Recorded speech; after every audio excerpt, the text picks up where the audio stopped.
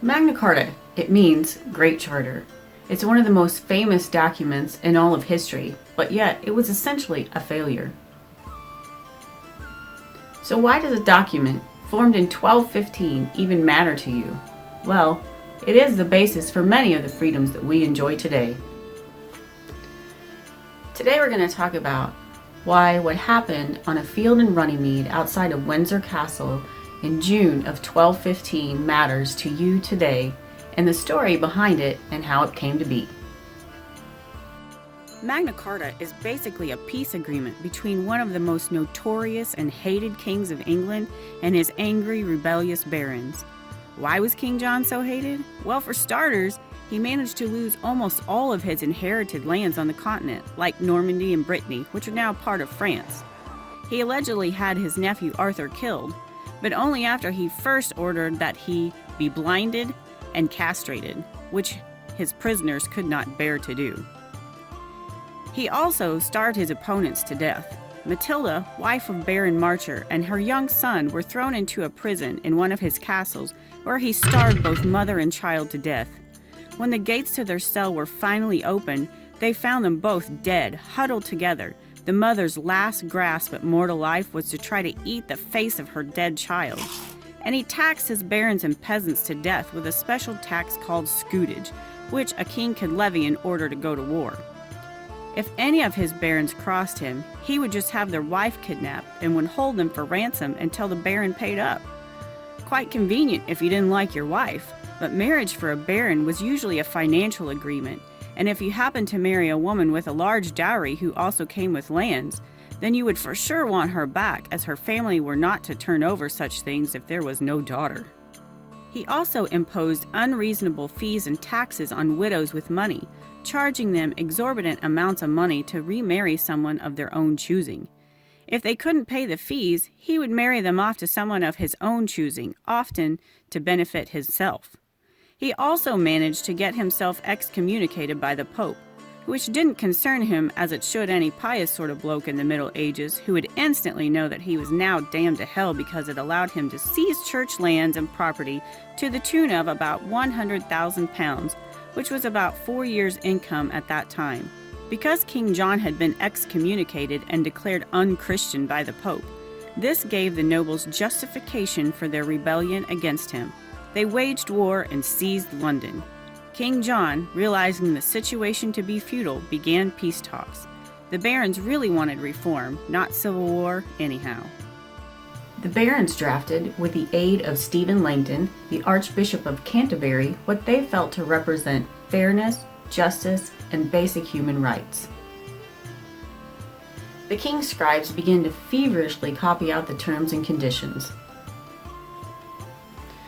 13 copies were made on parchment made of sheepskin, and the king's seal was placed on it, meaning the document had the authority of the king behind it, and then they were sent out about the country. The Great Charter contained the terms of how people could be taxed and why, when a widow could remarry and under what terms, the rights of towns, and the right to justice and a fair trial. 4,000 Latin words, 4 sections, and 63 clauses. But what does it really say? Well, here are a few of the key clauses. Clause 12 states that no scutage or aid may be levied in our kingdom without its general consent, unless it is for the ransom of our person, to make our eldest son a knight, and once to marry our eldest daughter. For these purposes, only a reasonable aid may be levied. Aids from the City of London are to be treated similarly. In other words, the king would now need approval for new taxes in his kingdom. This eventually brought Parliament into existence in England about 50 years later. This clause was also used by the American colonists who were angry about taxation without representation and felt that they were being unfairly and unreasonably taxed without any voice in Parliament. The clause that probably chapped the hide of the haughty and controlling King John was Clause 61, which is also called the Security Clause. It's rather long, so I won't read it word for word, but it's one of the more radical and noteworthy clauses because it puts together a committee of 25 barons who would closely monitor the actions of the king and could rally all the other barons to war against him if he did not uphold the terms laid out in the charter. King John has to have seethed with anger at this clause, because he held the view that the power was God-given, and his actions, therefore, were unquestionable. However, there are 4 clauses of the Magna Carta that still exist in English law today. Clause 1, which deals with the Church in England and its right to be free from interference from the king. King John and the Pope had fallen out over the fact that John wanted his own person appointed Bishop of Canterbury and did not want the Pope to have a say. However, the barons wanted the Church to be able to determine who oversaw and governed the Church. This controversy had led to John's excommunication and the Pope declaring that the people of England could not receive the Holy Sacrament or have church services. This lasted for 6 years, in a time when devotion to God and church were paramount, and the biggest concern was where you would go after your short life on earth. And I do mean short, as the life expectancy was 35. This was a horrific blow to the people in England. This is also why 2 of the copies of the Magna Carta that still exist from 1215 are in English cathedrals. Clause 13. This clause was all about the rights of cities, boroughs, towns, and ports. It basically gave the right for the City of London to choose its own mayor. They didn't want the king deciding that too. Clause 39. This clause is important because it basically put into words the idea that courts in England and America and all over the world still practice, and that is a lawful judgment of his equals or by the law of the land, a trial by a jury of peers. While Clause 40 may be the shortest on words, it is by far one of the most significant. It says, "To no one will we sell, to no one deny or delay right or justice."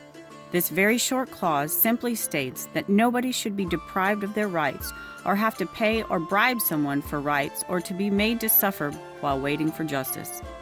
It is a direct response of the barons to the horrific things they had seen King John do, the bribes he had taken, the delayed justice of those who had been accused of things by the king.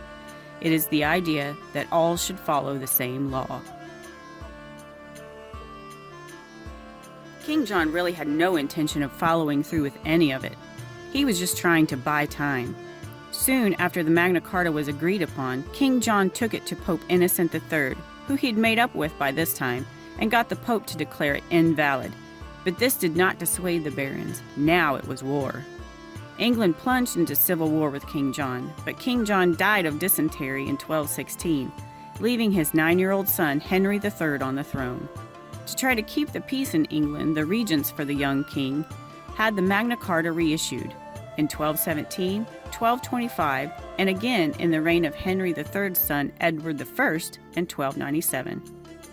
The Magna Carta has existed for almost 804 years since it was agreed upon at Runnymede near the Castle of Windsor on that fateful day in June 1215. It has found its way into the United States Declaration of Independence and the Universal Declaration of Human Rights in 1948, issued by the United Nations. There are 4 original copies still in existence today, one at the Lincoln Cathedral, one at Salisbury Cathedral, and 2 in the British Library. The best preserved one is at Salisbury Cathedral. During World War II, the Lincoln Cathedral copy was on tour in the United States. They weren't sure that it could make it back to the United Kingdom in safekeeping, so it was sent to Fort Knox, where it spent the remainder of the war in safety. After the war, there was talk of giving it to the United States as a token of appreciation for all its efforts during the war. However, it was discovered that it wasn't really the British government's to give away. In 2007, a businessman by the name of David Rubenstein purchased a copy of the 1297 issued Magna Carta at auction for $21.3 million, one of the most expensive auctions in Sotheby's history. He donated it to the U.S. National Archives in Washington, D.C., where it resides alongside the Declaration of Independence, a fitting place for a document it helped inspire. In October 2018, a man armed with a hammer made his way into Salisbury Cathedral, where he attacked the display case of the Magna Carta. It broke the outside case, and it was off display for a few months. However, the inner case did its job, and neither the hammer or the shards of glass damaged the document. Now, you can see the shards of glass on exhibit next to the new case at the Magna Carta's display in Salisbury Cathedral. And that's how history happens.